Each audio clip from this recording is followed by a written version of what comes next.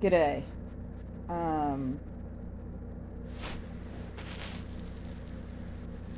so, I'm autistic. I was diagnosed autistic at the age of, officially at the age of 29, and it was suggested to me by a psychiatric professional when I was 27. Um, I think I've known all my life that there was something, not necessarily, I don't want to say wrong with me. I wasn't slow, but I wasn't like I wasn't in special education classes. I wasn't in the accelerated program. Um, but I still didn't really fit in with anybody that was most.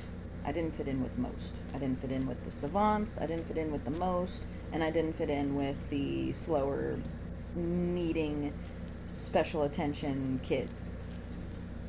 Um, that being said, pretty much all of the overall commonality, symptoms, difficulties I do share with the autistic descriptions. So, um, for me, that's very easily getting overloaded sensory, like if the lights are too bright or certain music has a very bad frequency or vibe. I hate the sound of cars driving by me when I'm walking on the street, so I almost always will have my headphones in. And I mean, the list goes on. So, how did my parents, well, my mom and my grandma, my aunt, and my grandpa were in the household? My dad was elsewhere at the time. Um, that's a whole nother thing. Anyways, the uh, me struggling with communication is a big thing.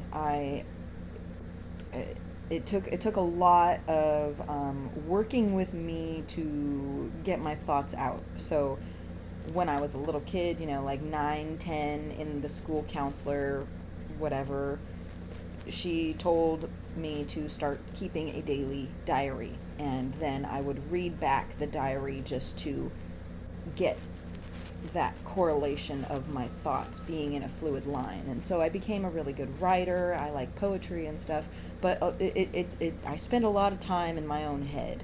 And I started studying film and acting, and I was in drama class for middle school and a little bit of high school.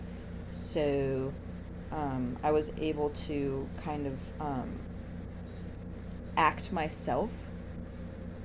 I know those words seem kind of regular to use. Everybody acts themselves, right? Well, it's a little bit harder for some part of me that is autistic, I guess. I mean, so I got settled with all of that in my body, and it was cool. And I'm managing, and I'm coming up with tactics, and there's uh, fiddles. What do you call those fiddles when you fiddle with things? It's a stim.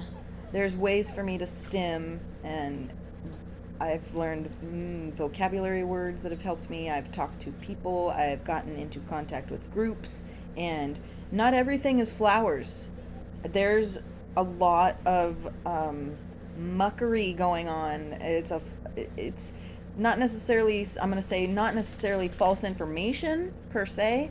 It's just kind of a maze of like, oh, this is a dead end. It doesn't really go anywhere. This isn't helpful for me. It might be more helpful for somebody else.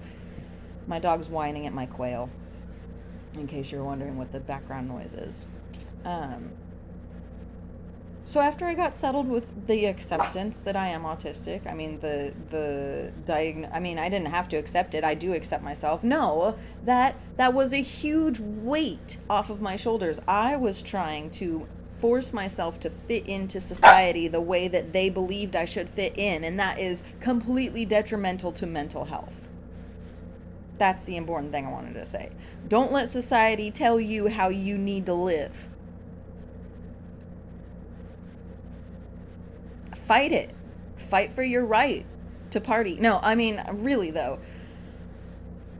So I got okay with all that, and I'm realizing that I don't fit in with the society that is around me, but there are people out there that share my same vibrational frequency struggles.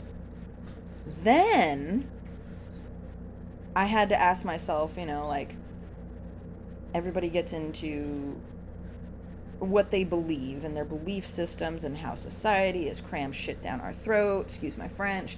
I asked a question. What was the first civilization? Deities? And that led me to... Yes, I love you too.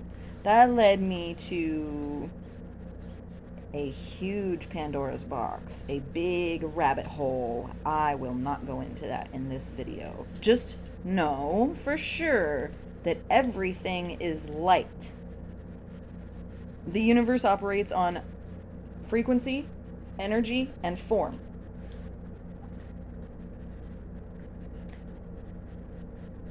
Quantum physics is really fun. Chemistry is really fun. I don't know if you guys know who Walter Bishop is, but we've got a lot in common.